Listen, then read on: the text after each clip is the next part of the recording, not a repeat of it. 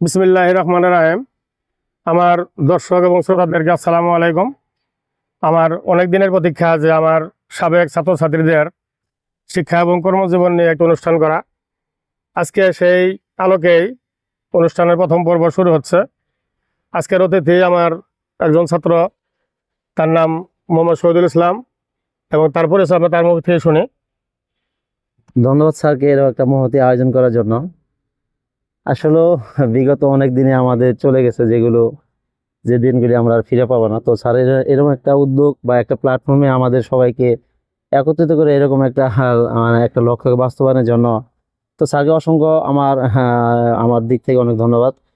যে আমি আমার পরিচয় দিচ্ছি, আমি মোহাম্মদ শহীদুল ইসলাম। আমার বাসা হচ্ছে আমবাড়িয়া। আপাতত আছি এখন ইসলামপুর সরকারি ক্যাম্প গার্লস হাই স্কুল কলেজের সহকারী শিক্ষক হিসেবে। তো এই হচ্ছে প্রাথমিক পরিচয়। আচ্ছা, তাহলে মেয়ে বলে যে তার নাম শহীদুল ইসলাম এবং সে ইসলামপুরের অনেক নাম করা একটা প্রতিষ্ঠান, শিক্ষা প্রতিষ্ঠান, সেটা হলো KM গার্লস স্কুল অ্যান্ড কলেজের সহকারী শিক্ষক। আমরা তার কাছ থেকে এখন তার যে শিক্ষা জীবন, সেই শিক্ষা জীবন সম্বন্ধে শুনবো এবং শিক্ষা জীবন তোমার শুরু হলো কোথা থেকে, সেখান থেকে বলবা, শিক্ষা জীবনের শুরু থেকে বলবা। তো যখন একটা বয়স চলে আসলো, যে 5-6-6.5 বছর, তখন আমবাড়িয়া সরকারি প্রাথমিক বিদ্যালয়ে প্রাথমিক পর্যায়টা শেষ করি। তো শেষ করার পর আমি 6ষ্ঠ শ্রেণীতে ভর্তি হই ইসলামপুর নেক্সট জাহান পাইলট মডেল হাই স্কুল। এখন গভর্নমেন্ট হয়ে গেছে, তখন তো গভর্নমেন্ট ছিল না। তো তারপরে একটা পর্যায়ে ওইখান থেকে আমি এসএসসি পাশ করার পর, কমার্স ব্যাকগ্রাউন্ডে পাশ করার পর আজকে যেখানে বসে কথা বলছি স্যারের সাথে, তো এখানে পদার্পণ। আসলেও জ্ঞান তৃষ্ণা বড়, অনেক চাহিদা ছিল, জ্ঞান তৃষ্ণা ছিল। তো সেখানে আসি এবং সুযোগ্য স্যারদের সংস্পর্শে স্যাররা অনেক আমাদেরকে দিয়েছে, কিন্তু আমরা অতটা নিতে পারি না, আমাদের ব্যর্থতা। তো আজকে যতটুকু আল্লাহ তাআলার কাছে লাখ কোটি শুকরিয়া যে একটা পর্যায়ে যেখানে আসি, যে কর্মব্যবস্থা হয়েছে, আল্লাহ তাআলার কাছে লাখ কোটি শুকরিয়া। এখান থেকে ডিগ্রি কমপ্লিট করি, পরে আশিক মাহমুদে প্রিলিমিনারি ভর্তি হই, পরে আবার একটা চাকরিতে চলে যাই। তো স্যার এই চাকরিতে চলে যাওয়ার পরে প্রিলিমিনারি পরীক্ষা দিই, প্রিলিমিনারি কমপ্লিট হয়। পরে ওইখানে আবার ব্র্যাকে জয়েন করার পর দীর্ঘ সময় কেটে যায়, পরে আবার এমবিএ করি। একটা বছর মানে লেস গ্যাপ ছিল একটা প্রাইভেট প্রতিষ্ঠান থেকে এমবিএ করার পর। পরে ব্র্যাকেও ছিলাম 3 বছরের মতো ছিলাম। পরে আবার এখানে তোমার শিক্ষা জীবনটা শেষ করো, শিক্ষা জীবন কোথা থেকে শেষ হলো? শিক্ষা জীবনটা স্যার এখান থেকে আমি ইসলামপুর সরকারি কলেজ থেকে ডিগ্রি কমপ্লিট করি, কমার্স বিকম কমপ্লিট করি। তো তারপর আশিক মাহমুদে ভর্তি হই, সেখান থেকে পরে এমবিএ পর্যন্ত আর কি স্যার এমবিএ কমপ্লিট করছে। আচ্ছা, তাহলে তোমার শিক্ষা জীবন শুরু হলো আমবাড়িয়া সরকারি প্রাথমিক বিদ্যালয়, স্যার। আর হাই স্কুল হলো ইসলামপুরের নেক্সট জাহান হাই স্কুল, যেটা এখন সরকারি হয়েছে নেক্সট জাহান পাইলট হাই স্কুল। আর কলেজ হলো আমাদের ইসলামপুর কলেজের নাম ছিল আগে ইসলামপুর কলেজ, এখন সরকারি হয়েছে। তার পরবর্তীতে উচ্চ শিক্ষা গ্রহণ করছো তুমি আশিক মাহমুদ কলেজ থেকে। জি, আশিক মাহমুদ কলেজ থেকে। আচ্ছা, একটা কথা জিজ্ঞাসা করি তোমাকে, যে প্রথম দিন তুমি কার হাত ধরে স্কুলে গেলা? প্রথম দিন মনে আছে কি?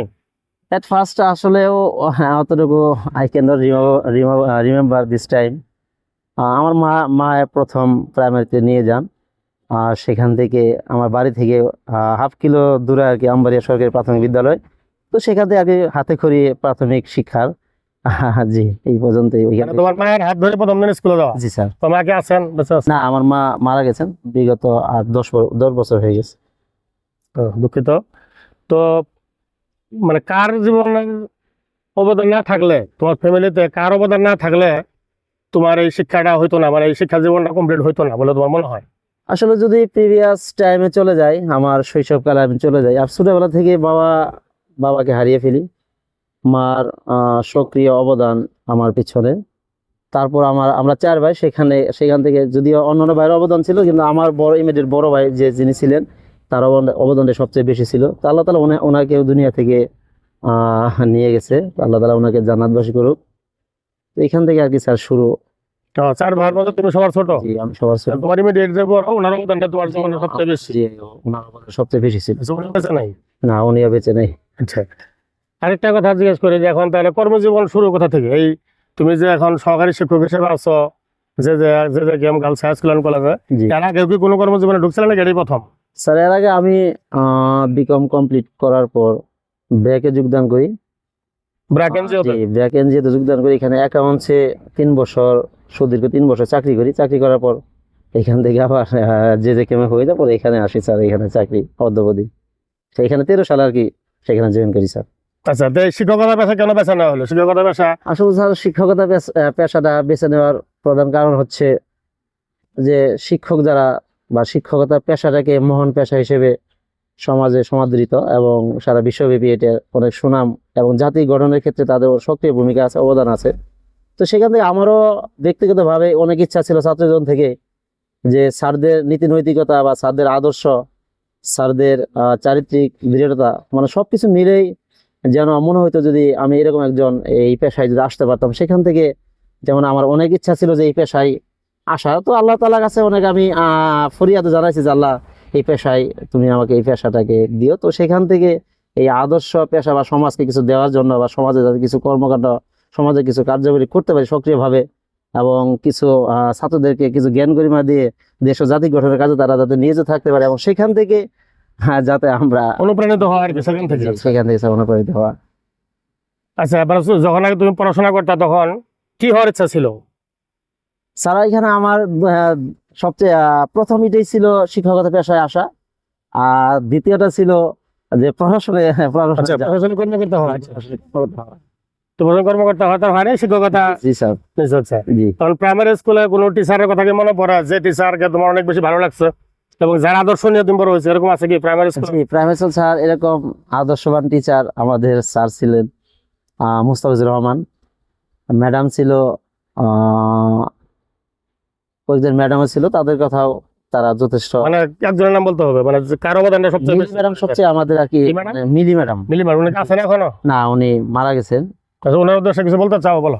তো মিলি ম্যাডাম আসলে আসলে আমরা যখন প্রাইমারিতে ভর্তি হই সেখান থেকে তার যে স্নেহ মমতাময়ী আদর সোহাগ এবং আমাদেরকে একজন সন্তান সমতুল্য মনে করে তিনি আমাদের শিক্ষা দিতেন এবং সার্বিক আমাদের কেয়ার নিতেন যে কখন আসলাম কখন গেলাম বা ক্লাসের পরিস্থিতি বা ক্লাসে উৎসব অনুষ্ঠানের মধ্য দিয়ে বা ক্লাসে বিনোদনের মধ্য দিয়ে আমাদেরকে অনেক তিনি শিক্ষা দিতেন।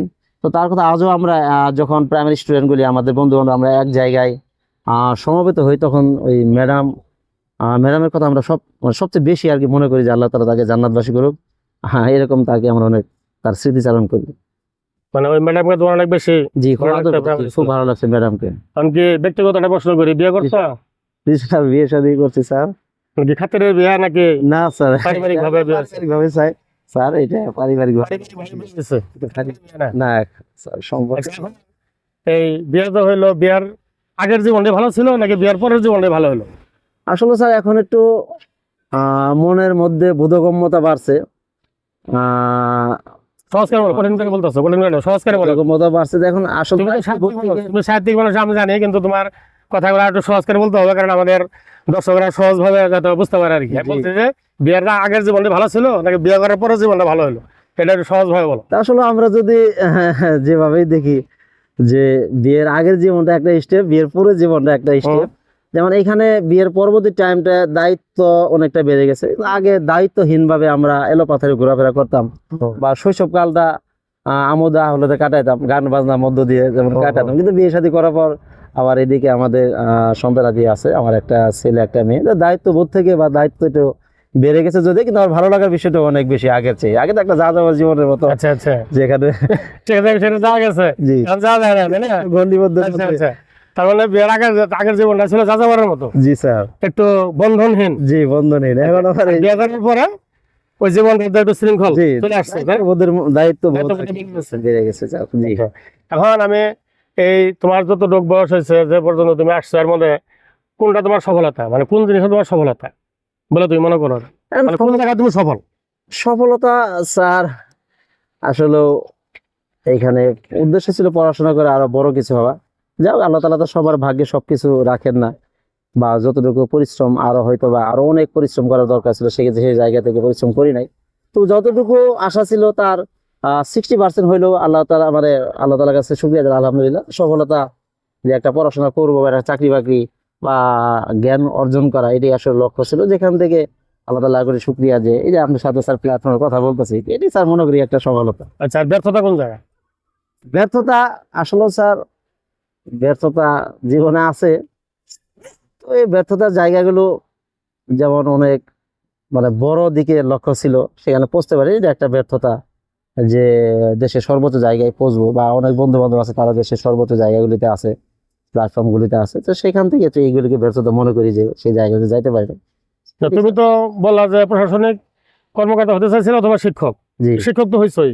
তাই এটা সফলতা, কিন্তু যদি ওই সাইডটা মনে করি তাহলে ওইখান থেকে কিছুটা ব্যর্থতা। যা হোক স্যার, এই আচ্ছা, আমি আজকে একটা কথা বলে নেই। জি আমার এই অনুষ্ঠান, আমার ফেসবুক যে পেজ আছে শাহ আলম অ্যাকাউন্টিং একাডেমি, এই পেজের মাধ্যমে প্রচার হতেই থাকবে ধারাবাহিকভাবে ইনশাল্লাহ। জি স্যার, আমি এই শহীদুল আমার ছাত্র, এখান থেকেই শুরু, শহীদুলকে দিয়ে শুরু, কিন্তু এই ধারাবাহিকতায় এই অনুষ্ঠান চলতেই থাকবে।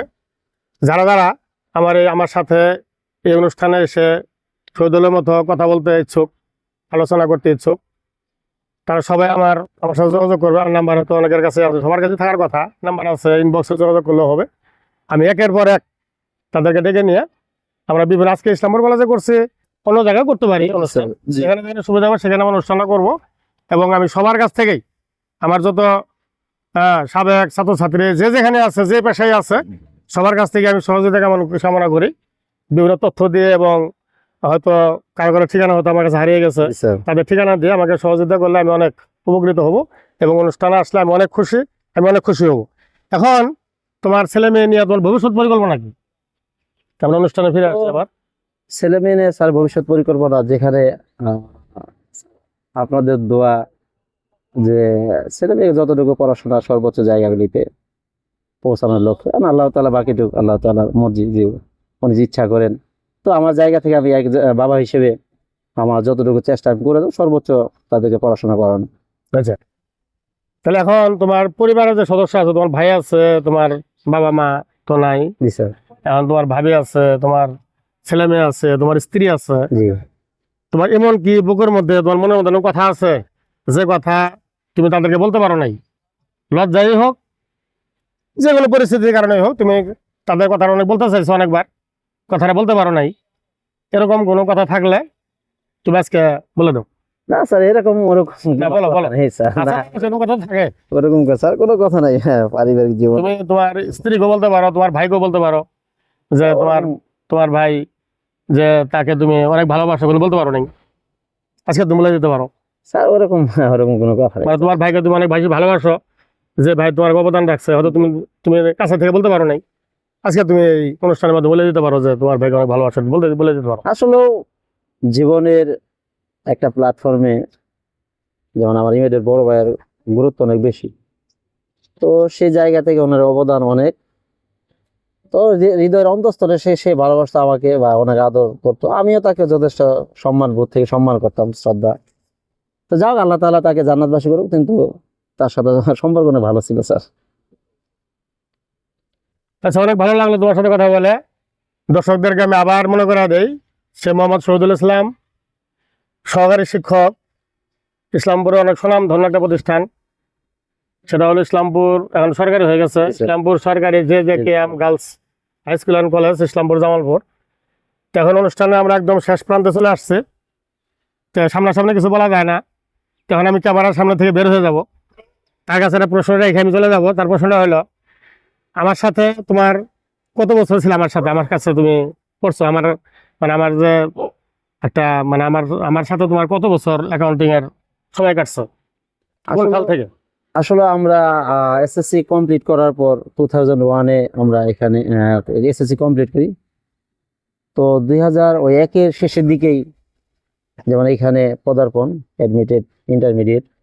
তো আমার সাথে সম্ভবত 5 সাল থেকে মনে হয় নাকি? 2000 না স্যার, 3 সাল থেকে, না 2 সাল থেকে আপনার সাথে, 2 সাল থেকে জি। সম্পর্ক। আচ্ছা, 2 সাল থেকে আপনার সাথে সম্পর্ক। তখন আপনি প্রথম হ্যাঁ, আমি একদম প্রথম স্যার। ইসলামপুর কলেজে আমার চাকরি জীবনে প্রথম ছাত্র তারা আমার। তারপর আমরা বেশ কতিপয় স্টুডেন্ট, সেখানে আমরা ইন্টারমিডিয়েটে প্রায় 40 না তারও বেশি, তার বিষয় হবে। অনেকে মানে 40, 50, 60 জনের মতো ছিলাম ইন্টারমিডিয়েটে, 80, 85 সম্ভবত, অ্যামাউন্ট মনে নেই স্যার। তারপরে সেখান থেকে আমরা ইন্টারমিডিয়েট পাস করার পর আমরা ডিগ্রিতে ভর্তি হই বেশ কিছু, আবার অনেকে অনার্স করার জন্য বাইরে চলে যায়। তো সেখান থেকে আমরা ওই বিকমে যারা পড়ি, সেখানে তারা প্রায় 90 বা 85 মতো ছিলাম আমরা বিকমেও। তো সেই জায়গা থেকে 2002 থেকে আপনার সাথে স্যার পরিচয়টা লাস্ট 8 সাল পর্যন্ত মনে হয়। জি 8 সাল জি আচ্ছা, বিদায় নিয়েছে 8 সাল। আমরা 7-এর পরীক্ষাতেই হলেও আমাদের পরীক্ষাটা আস্তে আস্তে সেশন জটের কারণে একটু লেট হয়। আপনার সাথে স্যার 9 পর্যন্ত আমরা মনে হয় স্যার 9 দিকে জি 9 পর্যন্ত 9 দিকে বেরিয়ে গেছি। আচ্ছা আচ্ছা। তো এখন আমার জানার মতো তুমি তো গান করতে ছাত্র জীবনে, জি স্যার আমার দর্শকদের জন্য একটা গান গায়ে শোনাবা। আসলে এটা স্যার গানের বিষয়টা একটা সময় যখন স্টুডেন্ট ছিলাম তখন বন্ধু বান্ধব একটা গান গায়ে শোনাবা। মাঠের ভিতরে একটু মজা টজা করতাম। আজকে মাঠের ভিতরে আসছে, আমরা আজকে মাঠে আসছে। স্যার একটা পরিস্থিতি হ্যাঁ। যখন আসি নামাজ পড়া কালামের দিকে সব দিক আমরা তো বাদ্য বাজনা নাই। স্যার ওই বাদ্য বাজনা ছাড়া গান আবার মানে আস্তে আস্তে অনেক গান স্টকে ছিল স্যার, যেখান থেকে পরে আস্তে আস্তে এগুলিকে জীবন থেকে আস্তে সরাই দিই। এখন স্যার আপনি যেহেতু রিকোয়েস্ট করছেন ওরকম তো স্যার গান মনেও নাই। না, একটু একটু তারপরে এক দুই লাইন হ্যাঁ এক দুই লাইন গান, দর্শক শ্রোতার উদ্দেশ্যে এক দুই লাইন। এক দুই লাইন গান গায়ে শোনো। এখন স্যার আসলে ওই একটা পরিবেশ ছিল, আর এখন পরিবেশটা তো ভিন্ন। গান এরকম যাও শুধু গান গে পরিচয় চলার পথে ক্ষণিক দেখা একই শুধু অভিনয় শুধু গান গে পরিচয় শুধু গান গে পরিচয় এই অবুঝ মনে কে যে ক্ষণে ক্ষণে এই অবুঝ মনে কে যে ক্ষণে ক্ষণে চুপি চুপি দোলা দেয় ও গো জোছনা তুমি বলো না কেন যে উতলায় হৃদয় শুধু গান গে পরিচয় শুধু গান গে পরিচয়। স্যার তো স্যার এক লাইন গাইলাম স্যার। আচ্ছা, অনেক ধন্যবাদ। এখন অনুষ্ঠানে একদম শেষ পর্যন্ত চলে আসছি। এখন আমি আমার দর্শক শ্রোতাদেরকে ধন্যবাদ জানাবো। ধন্যবাদ জানিয়ে আমি ক্যামেরা থেকে বের হয়ে যাব। এখন সে বসে থাকবে এবং আমার সম্বন্ধে আমার সাথে তার সম্পর্ক ছিল মোটামুটি 6 বছর, না জি স্যার 6 বছর সে আমার সাথে পড়াশোনা করছে। এখন আমার সম্বন্ধে একটা খারাপ কথা সে বলবে আর কি, আমার সম্বন্ধে একটা খারাপ কথা বলবে। আমার সামনাসামনি হয়তো বলতে হয়তো লজ্জা পাবে। আমি ক্যামেরা থেকে বের হয়ে যাবো, ক্যামেরা থেকে বের হয়ে ক্যামেরার সামনে থেকে আমি চলে যাবো। সে খারাপ কথাটা বলবো, যখন খারাপ কথাটা বলা শেষ হবো তখন অনুষ্ঠান শেষ। শুভ। আসলেও স্যারের এটা অনুভূতি আর আবেগ মনে হয়, কিন্তু স্যার আমার দৃষ্টিকোণ থেকে একজন আদর্শ মানুষ, একজন আদর্শ টিচার, তার নীতি নৈতিকতা আমরা যদি ধারণ করি আমাদের বুকে, হয়তো আমরা একজন আদর্শ মানুষ হিসেবে সমাজ তথা রাষ্ট্রে অবস্থান করতে পারবো, যে একজন আদর্শ মানুষ সবাই আমাদের ভালোবাসবে। এখন বিষয়টা হচ্ছে স্যার, যদি আমরা বলি স্যারের একটা খারাপ দিক, স্যার সৎ এবং নিষ্ঠাবান ছিলেন, এটি আমার দৃষ্টিগত খারাপ দিক। ধন্যবাদ সবাইকে, যারা শ্রোতা মণ্ডলী, দর্শক মণ্ডলী, ধন্যবাদ জানি আজকের প্রোগ্রামে স্যারকে আমি সালাম জানাই। আসসালামু আলাইকুম রহমতুল্লাহ।